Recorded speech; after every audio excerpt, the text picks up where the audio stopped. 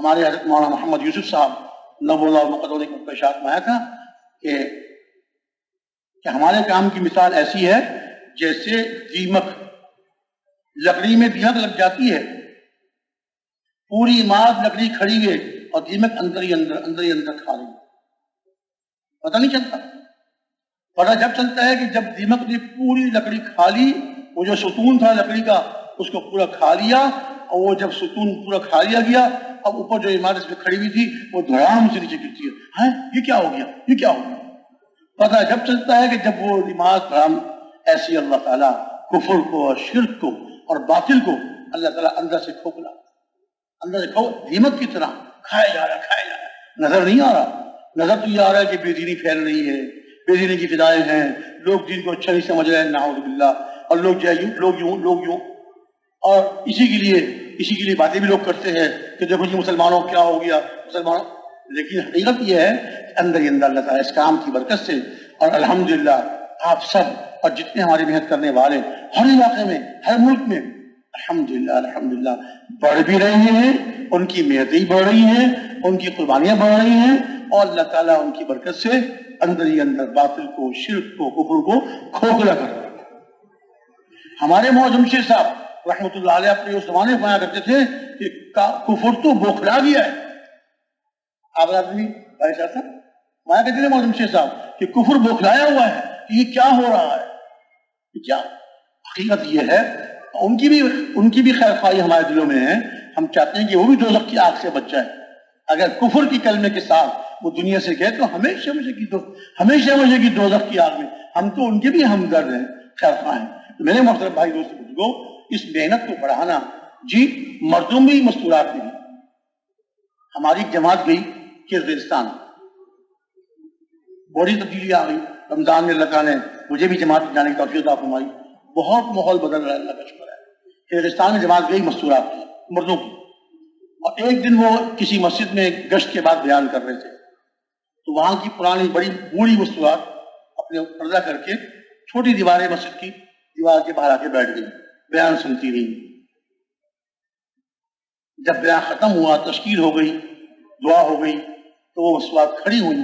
اور انہوں نے پاکستانی جماعت سے کہا کہ آپ لوگ جب واپس جائیں، پاکستان واپس جائیں گے، اپنے بزرگوں کو، ہمارے اور اپنے بزرگوں کو ہماری مستورات کی طرف سے سلام کہیے گا، اور ان سے کہیے گا کہ آپ مردوں کی جماعتیں بھیج رہے ہیں، ہمارے مرد آپ کی جماعتوں سے فائدہ اٹھا رہے ہیں اور اللہ کے راستے میں الحمدللہ نکل رہے ہیں، ان کو فائدہ ہو رہا ہے۔ ہم مستورات آپ کی بہنیں ہیں، ہم مستورات آپ کی دینی بہنیں ہیں، ہمیں کون سکھائے گا، ہمیں کون اسلام سکھائے گا، ہمیں کون دین بتائے گا، ہمارا مستورات دین ہمیں کون سکھائے گا؟ یہ ہمارا پیغام پہنچا دیجیے گا۔ اللہ کی شان، جب یہ جماعت واپس آئی، یہ اس زمانے کی بات ہے جب حاجی صاحب، بھائی محمد لطیف صاحب، بھائی عبدالخالق صاحب، مفتی صاحب، سارے حضرات حیات تھے، اور یہاں ماہانہ مشورہ چل رہا۔ وہ جماعت پہنچی واپس، اس جماعت نے اپنی کارگزاری سنائی ماہانہ مشورے میں، اور ساتھ ساتھ ان مستورات کا پیغام پہنچایا کہ اپنے بزرگوں سے ہمارا سلام کہہ دیجیے گا، اور کہہ دیجیے گا ہم آپ کی دینی بہنیں ہیں، آپ مردوں کی جماعتیں بھیج رہے ہیں، اللہ کا شکر ہے ہمارے مرد ان سے فائدہ اٹھا رہے ہیں، دین سیکھ رہے ہیں، ہم آپ کی بہنیں، ہمیں کون دین سکھائے گا؟ جب ان کی باتیں یہ سنائیں تو ہمارے حضرات کی گردنیں جھک گئی اور ان کی آنکھوں سے آنسو بہنے لگے، اور نے پایا کہ ہماری بہنیں سچ کہتی ہیں، اللہ کے نبی تو کوئی نہیں آئیں گے، ہمارے ہی ذمے ہیں، بناؤ بھائی جماعت ہی بناؤ، اسی مشورے میں بناؤ۔ اور الحمدللہ اسی وقت جماعت تیار ہو گئی، مشورے والوں میں سے جو ساتھی تیار ہو گئے، اور میں کہ اس جماعت میں جو نہیں بن رہی ہے، اس میں پرانی جماعت جو ہو کر آئی ہے، اس کے ایک ساتھی بھی اپنی اہلیہ کے ساتھ اس جماعت میں جائیں، تاکہ رہبری عملات میں فائدہ ہو۔ چاچے وہ جماعت گئی، اور الحمدللہ اللہ نے خوب کام لیا۔ وہ مستورات جن کی زبان پر وہ غلط چیزوں کے استعمال کی وجہ سے زبانیں موٹی ہو گئیں اور سورہ فاتحہ پڑھنا بھی ان کو مشکل ہو رہا تھا، مستورات نے جا کے ان کا کلمہ ٹھیک کرایا، ان کی نمازیں ٹھیک کرائی، ان کی سورہ فاتحہ، اور وہ آپ سے روتی تھی کہ ہم استحال میں اگر مر جاتے تو ہمارا کیا حال؟ آپ لوگ آ گئے، ہمیں دین کا پتہ کچھ پتہ چل گیا، اور ہم دین کچھ آپ سیکھ لیا۔ تو میرے محترم بھائی دوستوں بزرگوں، اس وقت دنیا کے ملکوں میں جیسے مردوں کی جماعتوں کے تقاضے آ رہے ہیں، ایسے مع مستورات کی جماعتوں کے تقاضے بھی بہت کثرت سے آ رہے ہیں۔ بیماری سے پہلے تو بہت زیادہ آ رہے تھے، بیماری کے بعد بھی اب آنے شروع ہو گئے کہ مستورات کی جماعت بھیجیں، مستورات کی جماعت بھیجیں۔ تو میرے محترم بھائی دوستوں بزرگوں، عرض یہ ہے کہ ہم جیسے اپنی فکر کریں ایسے اپنی مستورات کی فکر بھی کریں، ان کا وقت بھی لگے، ان کا وقت بھی لگے،